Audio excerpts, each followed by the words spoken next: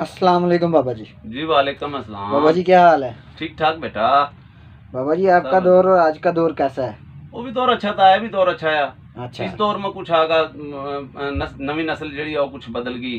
अच्छा जी। लड़के भी लड़कियां भी कुछ लिबास बदल गए लोगों के, लेकिन अपनी सकाफत जड़ी है वो चमकानी बेहतर है। जो साडा लिबास है ना हाँ उस जी। वर्गी रीस कोई नहीं दुनिया में। ठीक हो गया। ਅਸੀਂ ਕਿਸੇ ਦਾ ਲਿਬਾਸ ਨਹੀਂ ਅਪਣਾਉਣਾ ਚਾਹੀਦਾ। ਲੋਕਾਂ ਨੂੰ ਅਸੀਂ ਆਪਣੇ ਆਪ ਨੂੰ ਇਤਨਾ ਮਜ਼ਬੂਤ ਕਰ लें कि लोग हमारी रीस करें। हाँ जी। ਅਸੀਂ किसी की रीस क्यों करिए। ठीक हो ਤੇ गया। इसी रीस पर चंद लफजां जो मैं लिखे हैं तो सुन लो। सुनाओ ਤੇ जी।